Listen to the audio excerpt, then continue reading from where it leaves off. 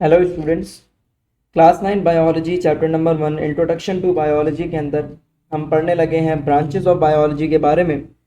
और branches of biology के अंदर हमारे पास बेटा टोटल 15 ब्रांचेस हैं, जिसमें से पहली ब्रांच जिसको हम स्टडी करने लगे हैं वो है मॉर्फोलॉजी। मॉर्फोलॉजी भी कुछ लोग पढ़ते हैं इसे, कुछ लोग मॉर्फोलॉजी भी पढ़ते हैं।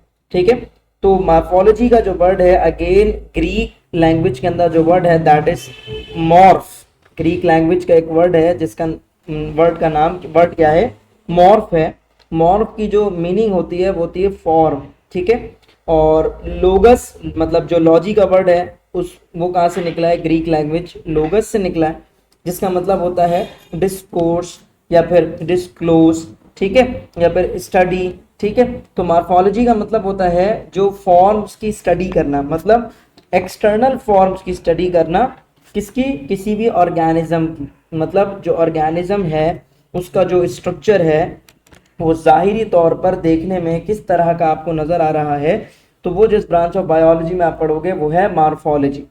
दूसरी जो ब्रांच है वो है एनाटमी।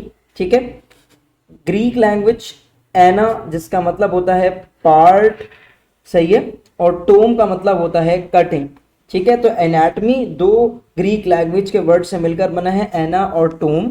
तो इसमें हम क्या पढ़ते हैं, study of the internal parts of the living organism by cutting them open. दो अहम पॉइंट्स यहाँ पर मौजूद हैं। क्या जी, कि हम इसमें internal parts of the body के बारे में पढ़ते हैं। एक्सटर्नल पार्ट्स या एक्सटर्नल स्ट्रक्चर की स्टडी मॉर्फोलॉजी में की जाती थी, इंटरनल पार्ट्स की स्टडी एनाटॉमी में की जाएगी। अब बॉडी के अंदर कोई चीज अगर मौजूद है तो जाहिर है उसको पढ़ने के लिए, उस तक पहुंचने के लिए बॉडी को कट करना जरूरी है, तो बाय कटिंग देम ओपन। ठीक है, तो पहले बॉडी को कट करके ओपन करेंगे, देन उसके बाद जो है फिर बॉडी के इंटरनल स्ट्रक्चर की स्टडी की जाएगी, जिस ब्रांच ऑफ बायोलॉजी में वो है हमारे पास एनाटॉमी। अगली ब्रांच ऑफ बायोलॉजी जो हमारे पास मौजूद है वो है सेल बायोलॉजी। ठीक है, और सेल बायोलॉजी में ये जो वर्ड है सेल, ये लैटिन वर्ड है। ठीक है, ये कहाँ से निकला बेटा, लातीनी जबान से निकला है। ठीक है, और इसका मतलब क्या होता है, इसका मतलब होता है कंपार्टमेंट्स। जबकि जो बायोलॉजी सेल का मतलब तो लैटिन वर्ड है, बायोलॉजी अगेन ग्रीक लैंग्वेज है जिसका मतलब होता है स्टडी ऑफ लाइफ। सही है, तो इसमें हम किसके बारे में पढ़ते हैं, the study of the cell and its organelles. मतलब सेल बायोलॉजी में हम पढ़ेंगे बेटा सेल के बारे में, और सेल जिन छोटे छोटे स्ट्रक्चर्स जिसे हम कहते हैं ऑर्गेनल्स। मतलब फॉर एग्जांपल एक सेल है, सेल के अंदर न्यूक्लियस है तो ये ऑर्गेनल है, माइटोकॉन्ड्रिया तो वो ऑर्गेनल है, प्लास्टिड्स तो वो ऑर्गेनल्स हैं। ये अभी सेल के चैप्टर में बहुत डिटेल हम पढ़ेंगे। तो सेल और उसके अंदर मौजूद ऑर्गेनल्स की डिटेल स्टडी करना, उनका स्ट्रक्चर, उनके फंक्शन, उनके रोल को पढ़ना, किसमें पढ़ेंगे बेटा, सेल बायोलॉजी में। अगली ब्रांच है हमारे पास बायोलॉजी की जो कि है histology. Histology again Greek language histos से निकला है, और हिस्टोस की मीनिंग होती है बेटा टिश्यू, जबकि लोगस आपको पता है स्टडी को कहते हैं, तो हिस्टोलॉजी टिश्यू की स्टडी। तो study of the structure of the tissues of plants and animals. जाहिर है तो प्लांट जो है बेटा वो भी आपके पास लिविंग बींग्स हैं, एनिमल्स वो भी लिविंग बींग्स हैं। तो प्लांट्स हो चाहे एनिमल्स हो, उनका जो स्ट्रक्चर जितने डिफरेंट टाइप्स ऑफ टिश्यूज से मिलकर बना है, चाहे वो प्लांट हो चाहे वो एनिमल हो, तो एनिमल और प्लांट का पूरा स्ट्रक्चर जिन डिफरेंट टिश्यूज से मिलकर बना है, उन टिश्यू की स्टडी जिस ब्रांच ऑफ बायोलॉजी में हम करेंगे वो हिस्टोलॉजी कहलाएगी। ठीक है, अनदर ब्रांच है बायोलॉजी की जो कि है फिजियोलॉजी। ठीक है, ये ग्रीक वर्ड फिजिक्स से निकला है जिसका मतलब होता है नेचर, और लोगस आपको पता है स्टडी, डिस्कवर इसको कहते हैं। तो फिजियोलॉजी जो है वो फिजिक्स वर्किंग फंक्शन इससे ड्राइव हुआ है। तो फिजियोलॉजी वो ब्रांच है हमारे पास बायोलॉजी की जिसमें हम स्टडी करते हैं किसके हवाले से, functions of the living organisms of different parts. ठीक है, मतलब लिविंग ऑर्गेनिज्म की पूरी बॉडी के अंदर जितने भी पार्ट्स मौजूद हैं वो सब मिलकर कौन कौन सा फंक्शन परफॉर्म कर रहे हैं, और जब वो सारे फंक्शन परफॉर्म हो रहे हैं तो दैट मीन्स के पूरा लिविंग ऑर्गेनिज्म कौन सा फंक्शन परफॉर्म कर रहा है। जैसे हमारे पैर इंडिविजुअली वो मूव कर रहे होते हैं, ठीक है, जिसकी वजह से हमारी जो पूरी बॉडी है वो एक जगह से मूव करके दूसरी जगह चली जाती है। इसी तरह से हमारी बॉडी के अंदर मुख्तलिफ ऑर्गन्स डिफरेंट फंक्शंस परफॉर्म कर रहे हैं, जैसे कि हार्ट बीटिंग का फंक्शन कर रहा है, लंग्स रेस्पिरेशन का फंक्शन कर रहे हैं, किडनी ब्लड फिल्ट्रेशन का काम कर रहा है, ब्रेन थिंकिंग का फंक्शन परफॉर्म कर रहा है। तो जितने भी ऑर्गन्स फंक्शंस परफॉर्म कर रहे हैं तो उन फंक्शंस की जो स्टडी है वो फिजियोलॉजी में करेंगे, ठीक है। अनदर ब्रांच है, नेक्स्ट ब्रांच है, दैट इज द टेक्सोनॉमी, ठीक है। टेक्सोनॉमी का जो वर्ड है अगेन ये ग्रीक वर्ड टैक्सिस से निकला है, जिसका मतलब होता है अरेंजमेंट, और नोमस का जो वर्ड है उसका मतलब होता है नेम या नेमिंग, ठीक है। तो किसी भी जो लिविंग ऑर्गेनिज्म है जब उसकी डिस्कवरी होती है तो उसकी डिस्कवरी के बाद सबसे पहली चीज होती है उसका नाम रखना। जैसे कि किसी भी घर पर कोई बच्चा पैदा होता है तो सबसे पहला क्या काम होता है कि हम उसका नाम रखते हैं। इसी तरह से बायोलॉजी के अंदर कोई भी नए प्लांट्स एनिमल्स माइक्रो ऑर्गेनिज्म की जब डिस्कवरी होती है तो फिर उसका नाम रखते हैं हम। तो उसका नाम ऐसे नहीं रख देते मुन्नू पप्पू, ऐसे नहीं रख देते। उसका नाम रखने के लिए कुछ रूल्स रेगुलेशंस प्रिंसिपल्स, और फिर उसको देखते हैं कि आया वो किस लिविंग ऑर्गेनिज्म के ग्रुप से बिलोंग करता है। तो इन तमाम चीजों को देखते हुए फिर हम उस लिविंग ऑर्गेनिज्म का नाम रखते हैं, ठीक है। तो वो तमाम रूल्स प्रिंसिपल्स, उन तमाम ग्रुप्स की स्टडी जिसके चलते एक लिविंग ऑर्गेनिज्म को साइंटिफिकली हम कोई नाम देते हैं, तो उस ब्रांच ऑफ बायोलॉजी में जिसमें हम उन रूल्स उन प्रिंसिपल्स की उन ग्रुपिंग की स्टडी करेंगे, उस ब्रांच ऑफ बायोलॉजी को हम कहेंगे टेक्सोनॉमी।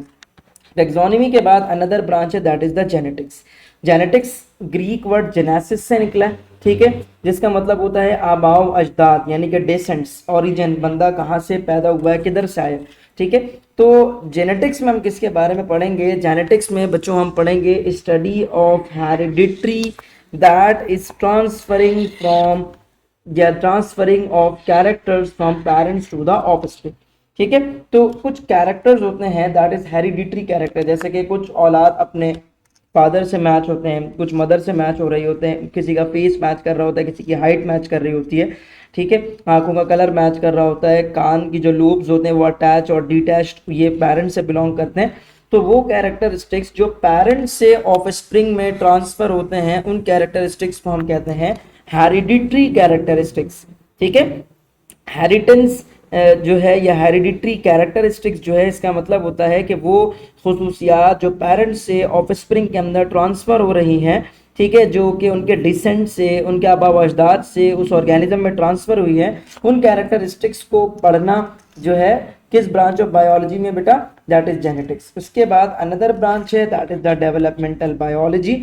डेवलपमेंटल बायोलॉजी में ये जो वर्ड है ये अगेन ग्रीक वर्ड एम्ब्रियोन से निकला है, जिसका मतलब होता है एम्ब्रियो, ठीक है। एम्ब्रियो किसे कहते हैं? जब कोई एक लिविंग ऑर्गेनिज्म पैदा होना शुरू होता है ना, ठीक है, तो उसे हम एम्ब्रियो कहते हैं, और लोगस आपको पता है स्टडी को कहते हैं। तो एम्ब्रियोलॉजी के अंदर हम स्टडी करेंगे of formation and the development of embryo, ठीक है, कि कैसे एक एम्ब्रियो जो है वो फॉर्म हो रहा है, कैसे एक एम्ब्रियो डेवलप्ड हो रहा है, तो उसकी फॉर्मेशन, उसकी बॉडी में एक एक पार्ट्स किस तरीके से बन रहे हैं, फिर उसमें साइज में कैसे उसका इजाफा हो रहा है। तो ये तमाम चीज़ें जो डेवलपमेंट के दौरान एक न्यू एम्ब्रियो में चल रही होती है, तो उसकी पूरी ओवरऑल डेवलपमेंट की स्टडी हम करते हैं डेवलपमेंटल बायोलॉजी में। अगली ब्रांच है बेटा हमारे पास that is environmental biology. Environmental biology में हम किस बारे में पढ़ेंगे बेटा? Study of the relationship between living organism and the non living factors of the environment. बहुत अहम ब्रांच है बेटा। इसमें हम ये देखते हैं कि क्या ताल्लुक है किसी भी एक लिविंग ऑर्गेनिज्म का उसके इर्द गिर्द जो नॉन लिविंग फैक्टर्स हैं इन्वायरमेंट के and there effects on each other, ठीक है। जैसे कि हमारे इर्द गिर्द जो हवा है, ठीक है, वो नॉन लिविंग थिंग है और हम लिविंग थिंग है। तो हमारे इन्वायरमेंट में जो हवा मौजूद है इसका हमारे साथ एक पॉजिटिव फैक्टर है, एक पॉजिटिव अटैचमेंट है। अगर ये ना हो तो हम सांस नहीं ले सकेंगे, हम मर जाएंगे। तो इन्वायरमेंटल बायोलॉजी में हम इन्वायरमेंट में मौजूद चीज़ों के बारे में पढ़ते हैं और उनका कैसा असर है लिविंग ऑर्गेनिज्म के साथ, अच्छा या खराब, इन तमाम चीज़ों के बारे में स्टडी करेंगे। अगली ब्रांच है बायोलॉजी की दैट इज द पैलियोंटोलॉजी, ठीक है।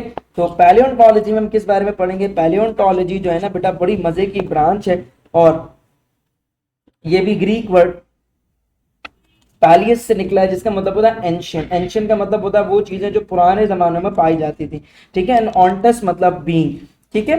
तो पैलियोंटोलॉजी जो है वो ये ब्रांच जो है बेटा आपके पास, इसमें किस बारे में पढ़ते हैं, study of the remote past organic life के बारे में, ठीक है, with the help of the fossils. मतलब जो इस दुनिया के अंदर जो पैलियोंटोलॉजिस्ट होते हैं उनको जो है वो पुराने ज़माने में ऑर्गेनिजम्स की हड्डियां वगैरह मिल जाती हैं, तो फिर उन हड्डियों की मदद से, उन फॉसिल्स की मदद से हम उस पास्ट एरिया में, पास्ट टाइम में पाए जाने वाले, पुराने ज़माने में पाए जाने वाले ऑर्गेनिक लिविंग बीइंग के बारे में पता लगाते हैं, जानते हैं। तो ये तमाम काम हम करते हैं किस ब्रांच ऑफ बायोलॉजी में बेटा, पैलियोंटोलॉजी में। तो बस अब लैपटॉप की बैटरी जो है वो ख़त्म होने लगी है, लेक्चर को यहाँ पर रोकेंगे और फिर जो न्यू ब्रांचेस हैं, नेक्स्ट ब्रांचेस हैं बकिया रिमेनिंग, वो फिर नेक्स्ट वीडियो के अंदर हम डिस्कस करेंगे।